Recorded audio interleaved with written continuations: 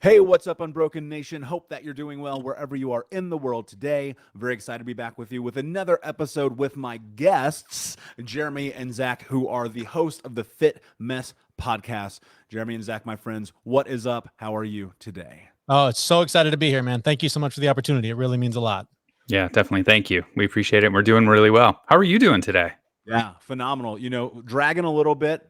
6 planes in 8 days will do that Oh, to you, but we jeez. show up Yikes. anyway. I do not negotiate with my goals. So that said, guys, super excited to be here with you. I had the distinct privilege of being a guest on your show, probably the best interview I've ever been on, and I appreciate that greatly. So hopefully that'll be reciprocated here. For those who do not know you, tell us a little bit about your backstories and how you got to where you are today. When it comes to my wellness journey, it really started with an injury, right? It was the dumbest injury you've ever heard of. I got out of bed and rolled over on my knee and couldn't get up. And it was just the dumbest thing. And started going to the doctor, trying to figure out how am I going to walk on this thing? What happened? I don't know. Physical therapist after physical therapist, specialist, and everybody's like, I don't know. But eventually, I met up with the right physical therapist, and she was asking about my family history and did my parents have issues with their knees?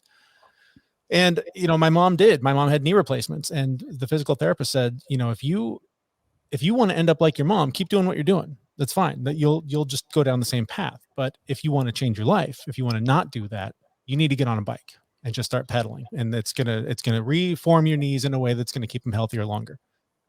And so I immediately thought, well, fuck, I'm not a 6-year-old boy. How am I going to do that? That sounds ridiculous. And I went and complained to my brother, because that's what I did with everything in my life. Oh, this is going to be hard. What do I do?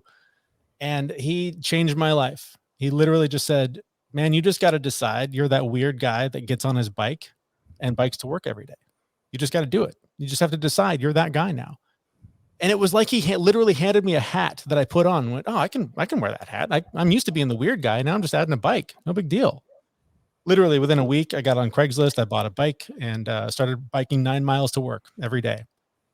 And the weirdest thing happened in that journey, because I would be on that bike, and for that 45 minutes every day, I had no choice but to focus on that moment and staying alive in that moment. Because if I start thinking about the future or the stupid shit I said when I was 12 or whatever stuff normally rolls around in my head, I'm going to get hit by a car and I'm a dead man. So in that in that moment, I found peace, just focusing on be here now, just survive this and worry about the other stuff later. And I just fell in love with it. So I went to my wife one day and I said, how do I do more of this? How do I bring more of that presence into my life? And she said, find a therapist. Fuck, I don't know.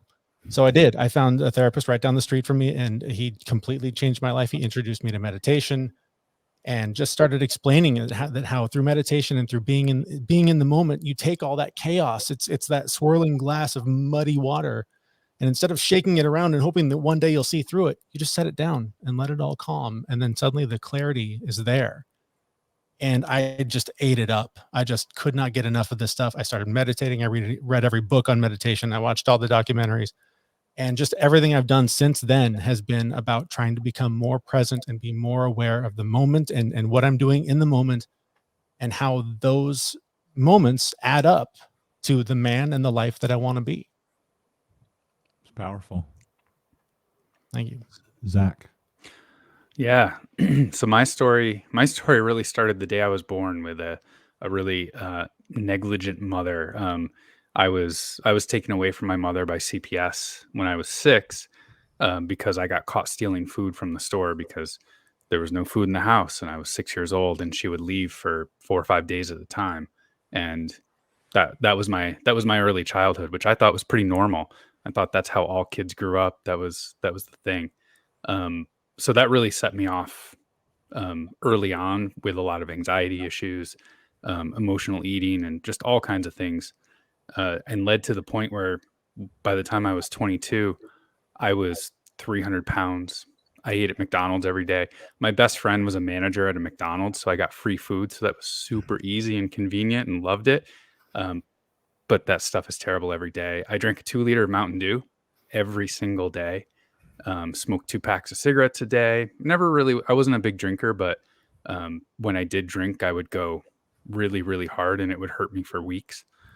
And I got my first job out of college, and I smoked cigarettes, and it was so interesting. I was so unhealthy. I couldn't even go up a flight of stairs without being winded. But I got my first job, and I got it by wearing a nicotine patch to go to the interview, so I didn't smell like smoke. And my very first day at the job, my boss looked at me and said, "You smoke cigarettes. I would have never hired you if I had known that you smoked." I was like, "Oh." So for me, like, that was like a moment for me of my professional career is going to suffer because of these things. So I quit. And it's easy to say that was probably one of the hardest things I ever did in my entire life. Um, and then interestingly enough, like the next week, work also announced that they were going to do a 5K in the summer, and they were going to let everyone leave early for the day. And I was like, oh, I get to leave work early if I go run a 5K. Oh, that's fantastic. I can do this. So I signed up for it, and then I went to a track. I got like a quarter of the way around the track and I fell over, and I wasn't running fast. I was like maybe walking fast, just terrible, terrible shape.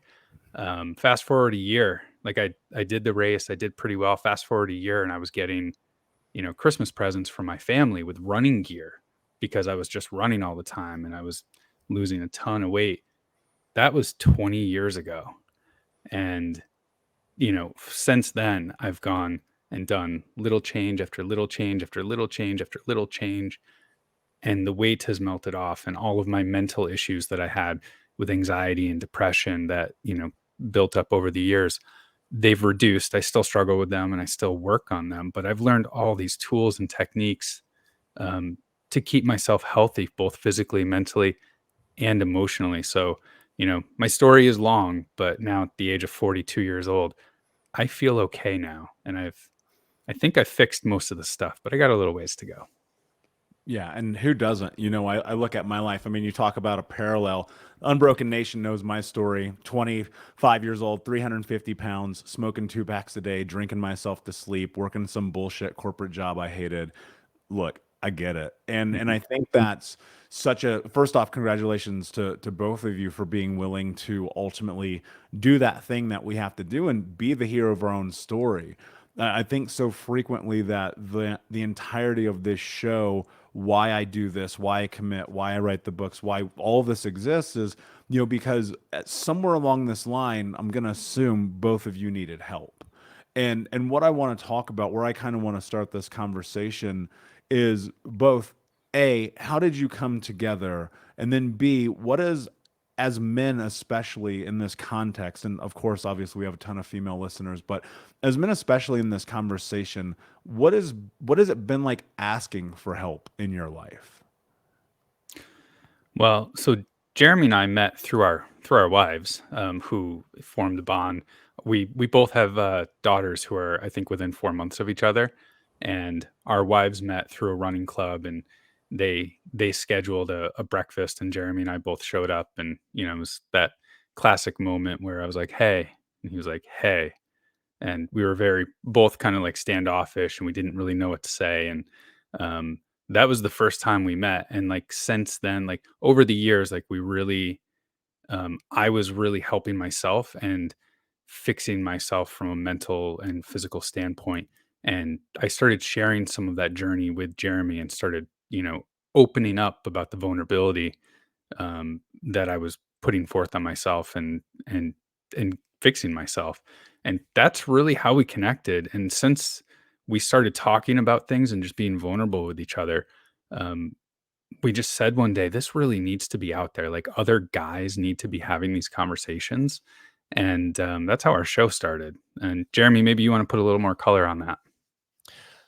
Yeah, I mean, Zach was a couple of steps ahead of me on this journey. He had lost a ton of weight, and I was in the middle of trying to lose a ton of weight.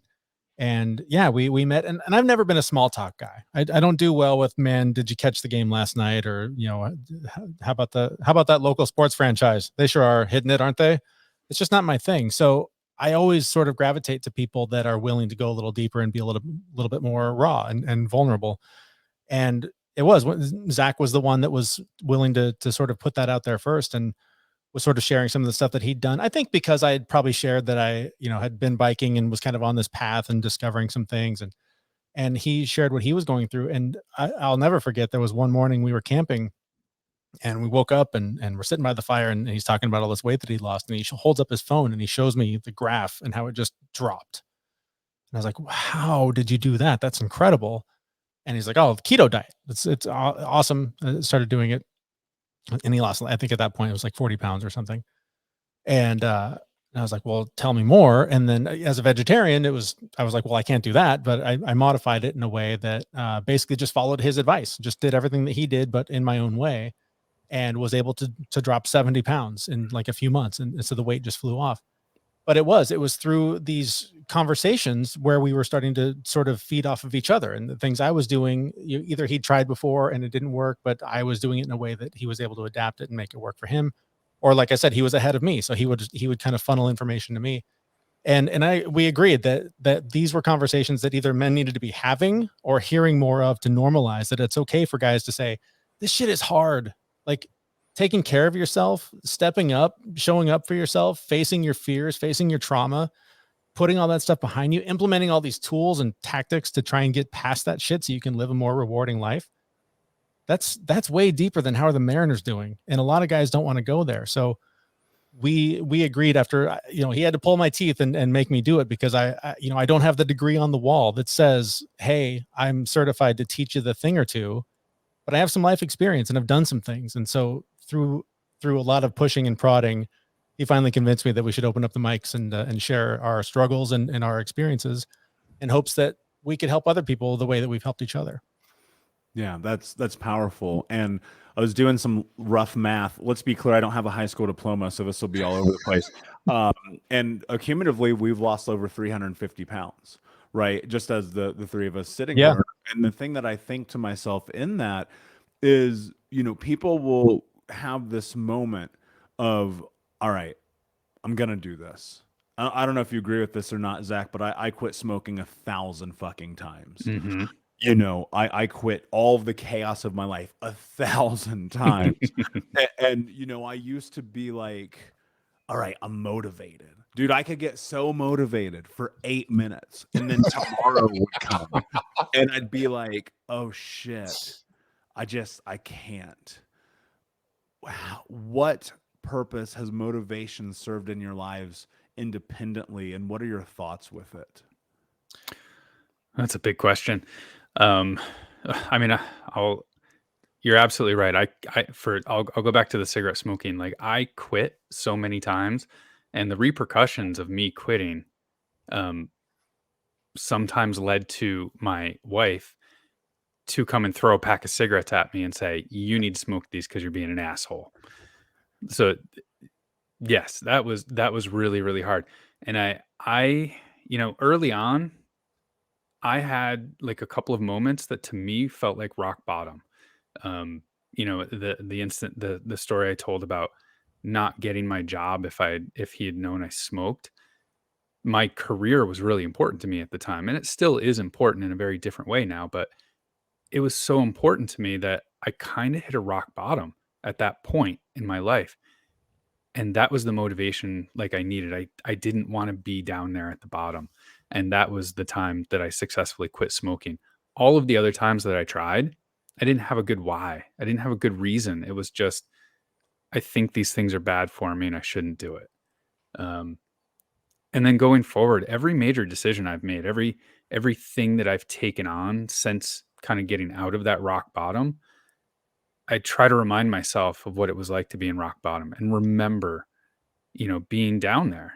And that actually fuels my motivation and helps me get off my ass and take on the next thing and the next thing and the next thing.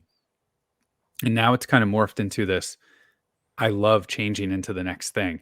Now my motivation is, I've made all of these huge changes, and now I get to do something else and something else and something else. And in 5 years, I'm going to look back and see all of this progress and journey and just really enjoy the journey. So my motivation has changed. Early on, it was really just kind of getting out of rock bottom and staying out of rock bottom. And now it's, how far can I go? And I've really changed my relationship with motivation this year. Really. I mean, the beginning of the year, and I have our show to thank, but I spent this last 6 months of last year complaining to Zach about how much I hate the gym. Don't want to go. I don't want to look back on my life and all the hours I wasted lifting stupid heavy things in the gym because what a waste of life, blah, blah, blah. All the excuses I needed. And then we interviewed, I don't know if you're familiar with Tony Horton, the creator of the P90X workout. It's a big deal in early 2000s. And knowing I was going to interview him, I was like, well, I better go do a stupid workout because, you know, I need to know something about this guy. I got to do my homework, right? So I started doing his workout for like a few days before we started talking to him. And all of a sudden it was like, I'm craving this. Like, I want to go back. I feel good. I realized later the problem I had with the gym was walking into a room where I had no idea what to do. I had no plan. I had no idea what I was supposed to do there other than lift heavy things. But then I would just spin out on, am I being efficient? Is this the right thing? Is this even what I need to be doing right now? Am I going to hurt myself? And when I could just turn on his video and go, oh, do what the funny little man on the screen tells me to do. Well, I'm in, I can do that. I can zone out all day long. So then I realized I keep waiting for motivation. I keep waiting for it to show up on my door and escort me to the gym and do all the heavy lifting for me. And I figured out it's not coming. Nobody's riding in on a white horse to save my ass. It's all up to me. So I've given up on motivation. I don't think I will ever be motivated to do anything ever again. I just have to be my own parent and say, yeah, go do it. It's hard. It sucks. Cleaning your room sucks. Going to work sucks. Paying bills, paying the rent. It all sucks. Nobody likes to do that stuff. Somehow you get out your checkbook and you do it every month. Somehow you get in the car and you go to work every day. You're not motivated. It's not fun. It doesn't feel good, but you have to do it. So just do it. It's the exact same thing with the gym. It's the exact same thing in the kitchen. It's the exact same thing as being a good dad. Just show up. The rest, the motivation becomes the habit, right? Like once you're doing the things, it's just the thing that you do every day. That's the motivation. That's how you make it. You get blood on your hands by working hard. And then suddenly the motivation is just that it's just a habit. It's just the thing. It's part of who you are and what you do every day. Yeah, I agree with both of you, and I've found that in my life, motivation has moved out of any realm of possibility. I know this sounds weird. I think you'll understand this, but I just don't get motivated anymore. It just doesn't work. And people are like, well, you do 365 episodes of a podcast, and you're writing a couple of books this year, and you're speaking on all these stages. I go, I don't negotiate with myself. It's just like not even fucking an option. And that came because I realized like I had so many rock bottoms in this journey. I was looking at my life and being like, if all the things I've done have got me to here, then maybe the things that I do differently can get me to where I want to go. And on the hard days, I just did an episode earlier this week called The Hard Days, and it was like exactly this. You just have to get up and do it anyway. And I think we live in a delicate space, both being in personal development and mental health, because people will often say, well, you know, just sit on the couch and relax and, you know, take it easy and take a fucking bubble bath. And I'm like, you know, the truth about it is sometimes you need that shit, like 100%. Yeah. But the thing I always challenge people is to ask this question: are you taking it easy on yourself, or are you taking care of yourself? Because I assure you, 9 times out of 10, you just are taking it easy because the pain of the moment is so incredibly intense that you can't dare step through that and over that threshold because it feels like it's insurmountable. When 99.9% of the fucking time, it's actually the very thing that you need to do to make your life better or different. You know, and I have trouble defining better, but different. Can you become that person based on who you want to be by being willing to sacrifice? And that means these immediate pleasures. Like, dude, I had, Zach, you'll understand this, I think, very well. There used to be a McDonald's in the parking lot of the gym. And for greatest, they're going to sue me one day, I swear to God. It's the greatest location in the history of McDonald's. And for years, I would drive up there, sit in my car, I'd smoke a cigarette. And I'd be like, all right, let me just smoke this cigarette and I'll go in the gym. And I'd walk into the McDonald's, and then I'd walk across the street to the bar, and I'd get in my car and smoke another cigarette and be like, tomorrow. And the thing is, there's only so many tomorrows. And eventually you're going to run out. And when you do, the thing that's going to happen is you're going to die with regret because you will have a life unlived. And I believe inherently that the only way that I've been able to get to the place that I am now is I had to step into just this massive sense of vulnerability with myself. And I'm wondering if that held true for your guys' journey as well. Oh yeah. Yeah. Yeah.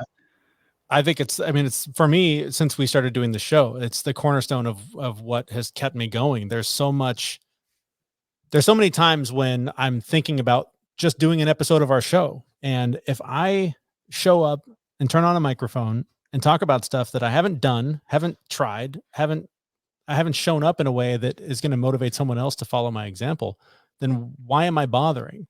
So, and it's because I'm able to be vulnerable with Zach, and I'm able to be vulnerable with our audience and our community and share with them, because we hear from them how much, our struggle makes theirs less lonely. It makes theirs less painful because they know someone else is going through it, or is leading them through what they're going through. And you don't get that by taking it easy and sitting in a bubble bath and recording from there. Like, you got to do the work. You got to lift the heavy things and face the fears. And if you can then share how much pain that creates, and you can get through it, especially with the help of somebody by your side, it's just so much more rewarding. It makes this whole experience so much more rewarding. But sitting up with your feet on the ottoman and watching, the 47th episode of whatever's on Netflix, you're not going to remember that. You're going to remember the hard stuff. You're going to look back on your life and you're going to remember there was a huge hill and I got over it and it made me better because all that taking it easy on yourself stuff, that, like you said, there's a place for it, but that's not living your life. Yeah. And to add to that, when I got vulnerable, the people who could help me showed up. So we talk a lot about, you don't have to do this alone. You need a coach, you need a teacher. Like if you're working out, find somebody who can help you do it without hurting yourself.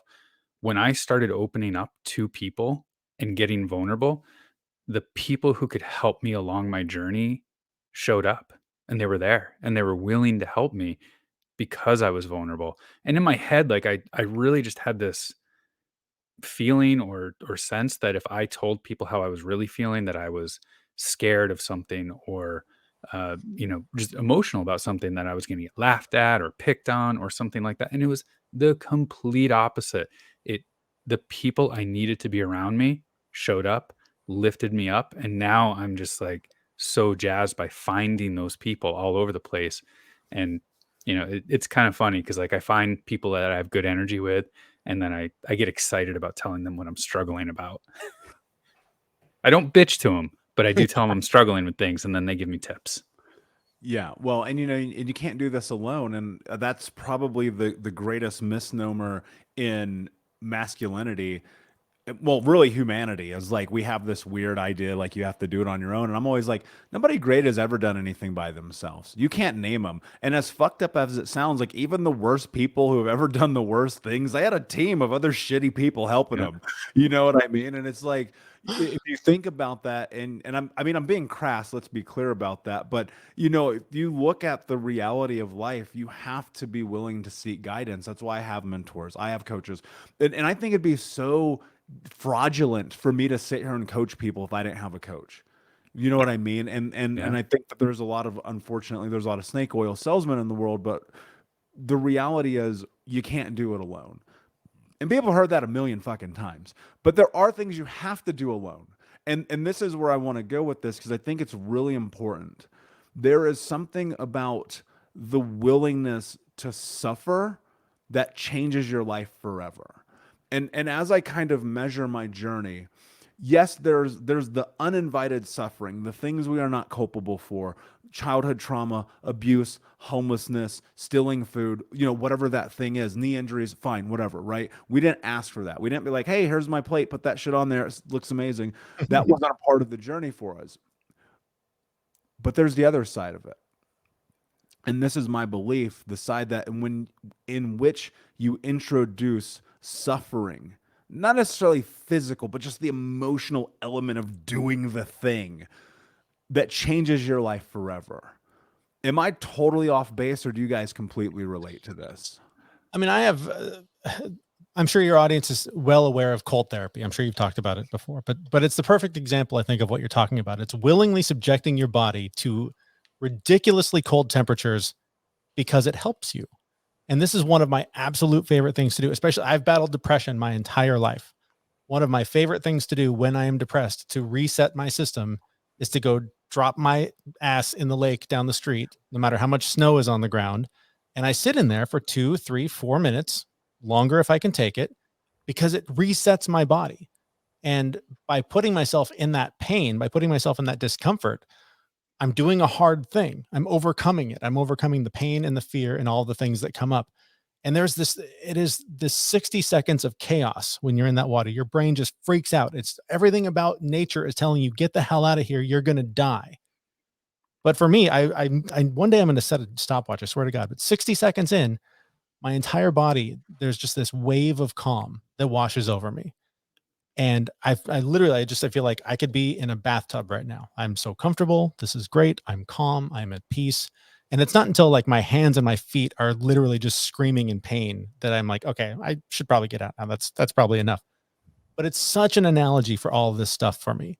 Is the more that you subject yourself in a safe way to the pain and the challenges and show over and over again that you can overcome them, they start to pile up and be the evidence that you point to. Instead of the voice in your head that you've had since you were 6 that tells you what a piece of shit you are and you don't deserve love and you don't deserve to be seen. Now you look back at this pile of evidence of all the hard things you've done and how much you loved yourself and showed up for yourself. Then you can take on the next challenge. When the next real thing comes, when the next injury comes, when the next illness comes, the death in the family, like whatever the pain is, the more you practice that pain, the more prepared you are when the stuff comes that you're not prepared for. So I just think, to me, that's the best analogy I can give for training for the pain and getting through it in a way that's helpful. Yeah, you're talking about resiliency, and that's, I remember a point in my life where I looked back at my life and I would always think, why me? Why did my life suck so bad? Why did I have to go through all of that shit? It's not fair. And to be clear, I thought my life was normal until somebody explained it wasn't. And I was like, oh, no one else goes through that? Huh, that's funny. And then I was like, looking forward though, I was like, wait a minute. If I can survive that, if I can get through that and I'm not dead, I'm not in jail, I've got a decent job, and I survived all that, just imagine what I can do compared to the next person if I tackle something really hard that's going to further me down the road and just make me a better person.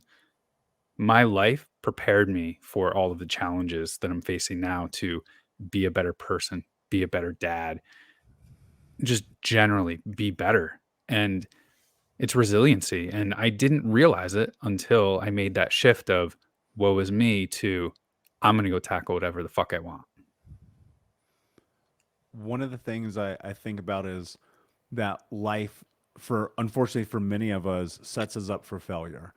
We get no choice in the family we're born into, the neighborhood, the finances, the ethnicity, the sex, the gender, nothing. Like you just one day you're like, oh shit, wait, you become conscious and aware, right? It's like AI turning on. One day you're like 7 and you're like, whoa, what the fuck's going on here? And because of that and not being set up, and especially if you come from a traumatic background, looking and witnessing what I believe to be true is that we learn through the experiences that we have. And one of the biggest aspects of healing and becoming the person you are is unlearning what you learned and effectively ingraining and embedding new software into yourself through being surrounded by different people, different ideas, coaching, seminars, books, podcasts, music, whatever, right? One of the things, and this might come out of left field, so feel free to take a moment and process what I'm about to ask you. As men who are married and have children, how does that work? And the reason that I'm asking you this is because from my perspective growing up, and for many men, we witness single mothers, we witness abusive parents, the relationships that we have, the baseline of those is violence and yelling and screaming and hurt and pain and suffering. And so as you go on this journey, and I look at you too, and I go, these guys are ending that generational trauma thing, right? how the hell do you actually do that? Like, how do you have intimacy? How do you have fatherhood? How do you have love, compassion, joy, hope? All of those aspects of the things that we weren't taught that we so desperately need as men. For me, you're right. I might need a second, but I know for me, it has been the childhood that I had and the parents that I had. I don't blame them for it. They really took what they had learned from their parents and did the same thing with me. And I just feel like we're living in a different time. Like, I can go to YouTube. I have resources all over the place on how to be a better dad, how to be a better husband, how to be a better person in whatever part of my life I want to be in. And it's the curiosity that I had and the pain and struggling that I had when I was a child that has really flipped it for me. And I don't know about Jeremy, but my natural tendency, so I'm a guy, but I'm naturally empathetic. Like I'm naturally drawn to my emotions. I'm naturally drawn. And I was the weird kid growing up because of that. And I had to pretend to be the manly man. So for me, I just really embraced that.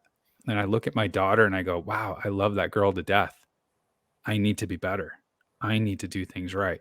And for her, you know, I had to break the chain. So I showed her, modeled what it was like to treat another woman the way I think she should be treated. So that's the way I've always treated my wife and really tried to just model all of that, like good, healthy relationship with anyone that I'm working with, and explain to her, like, my daughter's 10 and I am so open with her about the truth and reality of the world. Like she goes to school and her teachers are like, oh, wait a minute, you're supposed to be playing with dolls. You're not supposed to be talking about, these great big concepts that even adults avoid. So I really just tried to model what I felt was being a good person to my family, to my daughter. And as bad as this sounds, I use my parents as examples for me. What they are is the complete opposite of what I want to be. Mhm. So any decision I make, would my mom do this? Yes. Well, I can't do that. Like I need to flip the script on it. I think first, I feel like I should acknowledge that I'm coming from a place of pretty extreme privilege compared to everyone in this room or in this conversation, because I had your standard, garden variety trauma growing up. I had the alcoholic dad and the arguments and the divorce, and compared to what you guys have been through, like my life's been a cruise. So let me just start there. But with that in mind, I got a ton of shit that ruined for me and put all the voices in my head that have made this a much tougher journey than it needed to be. And so I think for me, a lot of it comes back to sort of what we've been talking about here is just the willingness to be vulnerable, the willingness to tell my kids, I fucked up and I'm sorry when I fuck up. And to just show them that I'm not perfect. I'm doing my best. I'm trying to figure this out. I didn't have a great guidebook growing up. Like Zach, I have a lot of examples of what not to do.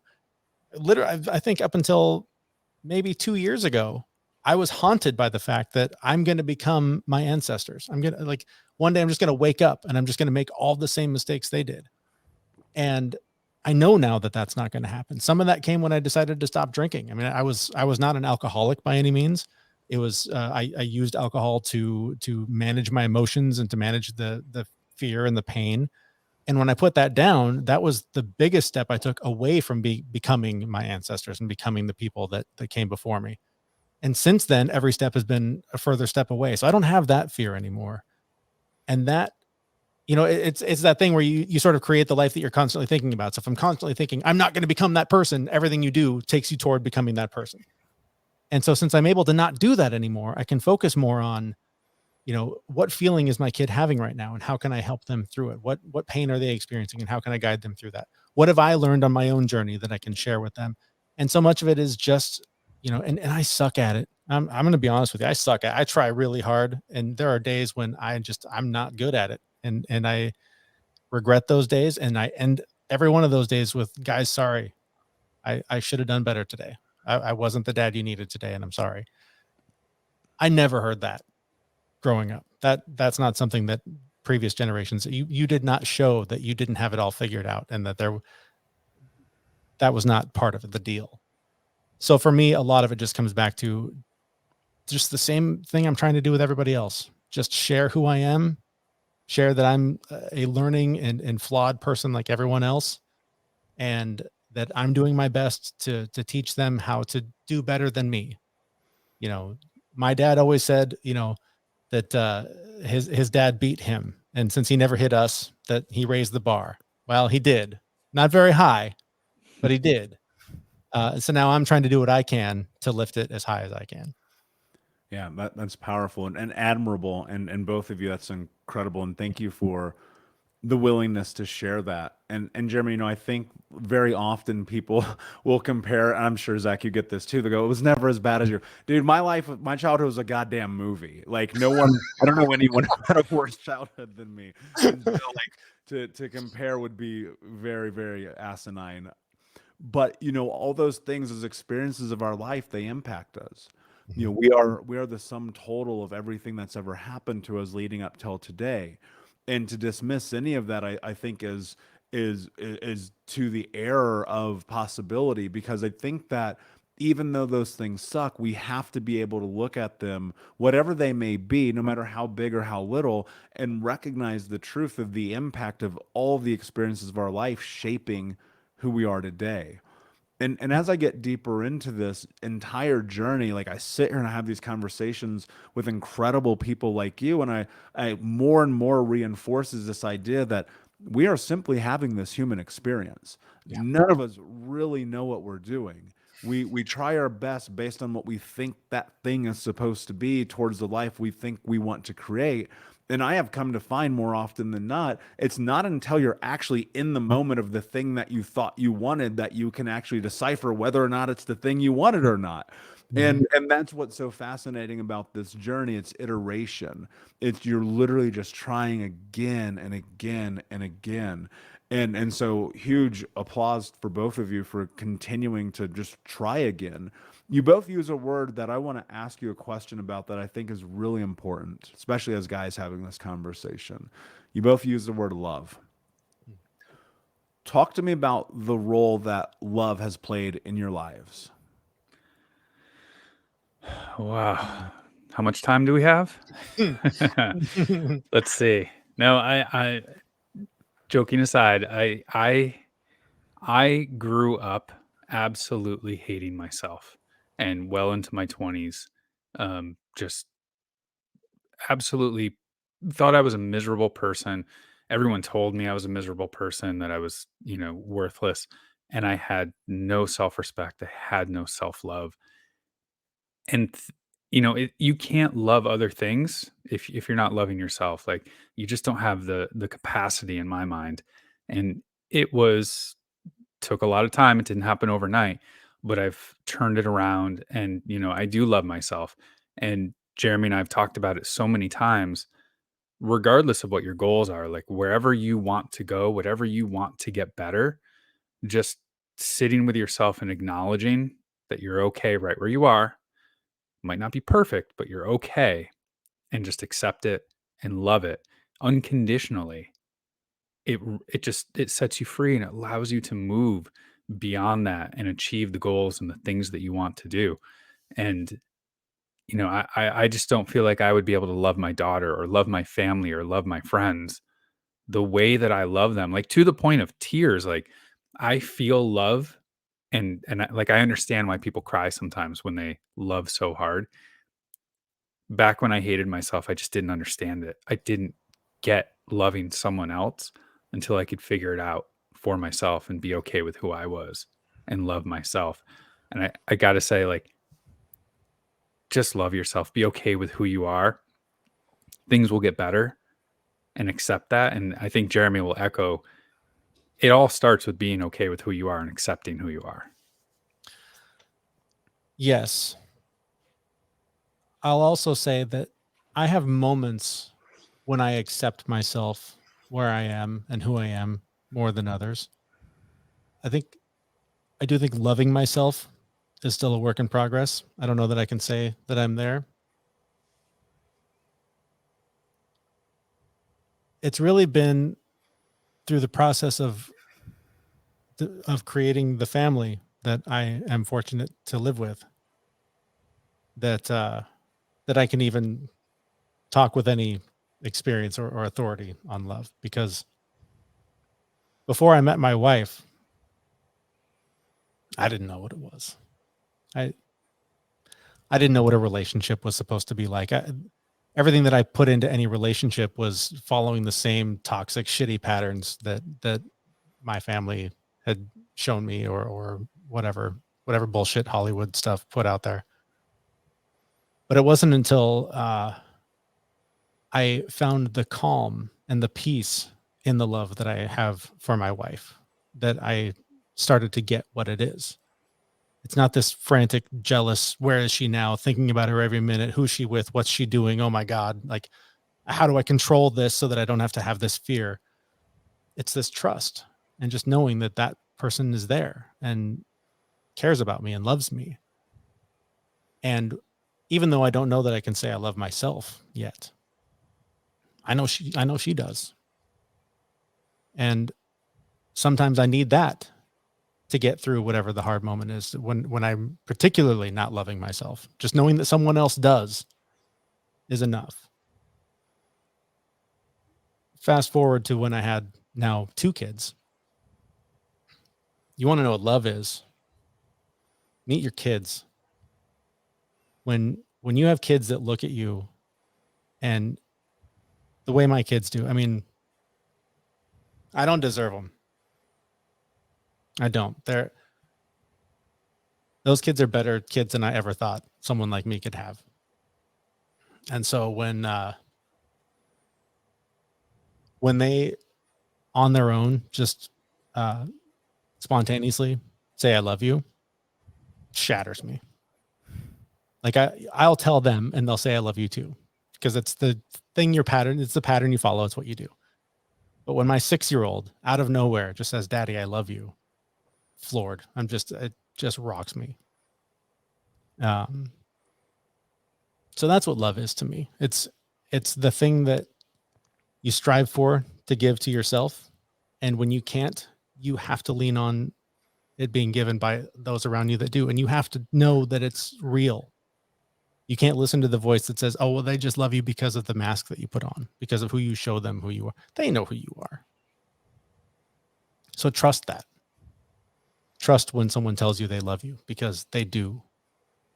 Unless they're just a fucking horrible person that's trying to manipulate you, I guess. But the people close to you, when they use that kind of language, you got to listen. Man, that's so powerful. And I resonate with that so much, because I look at that being the reason I asked that question is because I look at that as my journey being the biggest struggle. Like, all the other things had always been like, quitting smoking was easier than being loved. Losing 150 pounds was easier than being loved. Building businesses was easier than being loved. And then you sit here and you go, man, but none of that shit actually matters as much as the moment when you sit with it and you accept that someone else cares about you. And I think that's one of the hardest. Actually, I'm going to go ahead and just say it. It's probably the hardest thing that you will do in this journey of healing. I just don't know anything more difficult. So I have massive appreciation for both of you being willing to go in there with that left field question. Before I ask you my last question, can you tell everyone where they can find you? Yeah, everything you need to know about us, you'll find at our website. It's thefitmess.com. It's FitMess with an M. So thefitmess.com. Brilliant. And of course, we'll put the links in the show notes for all the Unbroken Nation to find. Gentlemen, this has been an absolutely phenomenal conversation. Before I ask you this, I just want to say again, thank you for being here. And I think that when we come together as men, especially in this kind of vulnerable context, we can create massive change in the world. So I have a great amount of admiration and appreciation. My last question for you, my friends, is what does it mean to you to be unbroken? To me, it's beginning this journey. The minute you start, you're getting out the glue and you're fixing all the cracks. You're fixing all the stuff that you thought was broken about you, and accepting man, it's hard, but accepting that you're not broken, that you are where you need to be, wherever you are on the journey. To be unbroken is to recognize that you're not broken and that you're willing to put in the hard work and face the fear and face the trauma and face all the stuff and just start taking it one step at a time to get to a place where hopefully one day you accept yourself all day long and eventually can honestly say you love yourself. Yeah, and I'll add a little bit. With my past, I said it earlier. I had every opportunity to be dead or to be in prison for the rest of my life, and I was walking that line, and it was bad. It was just really bad. And for me, you're never. I mean, unless you are truly gone, you're never so broken that you can't put yourself back together. You can always make a choice to fix it and get better. Um, Again, like I should have been in dead or in jail on so many occasions, and I chose a different way. So for me, that's unbroken. Beautifully said, my friends. Thank you so much for being here. Unbroken Nation, thank you so much for listening. Please like, subscribe, comment, share, tell a friend. And until next time, my friends, be unbroken. I'll see ya.